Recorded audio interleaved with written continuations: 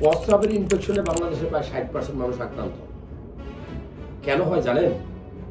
আমরা যে husband wife মেলামেশা করি না, হাজবেন্ড ওয়াইফ, নিয়ম হলো প্রস্রাব করে আপনি মেলামেশা শুরু করবেন, এমন মেলামেশার পরেই সাথে সাথে আপনি প্রস্রাব করে ফেলবেন।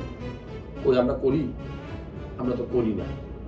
সিম্পল একটা বিষয় বলছি, আপনার অনেক সময় অতিবাহিত হওয়ার পরে আমরা এই পরিষ্কার হই, ঠিক না?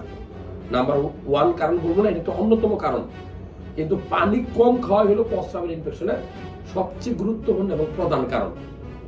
এখন যাদের প্রস্রাবের ইনফেকশনটা হয়, কিভাবে বুঝবে?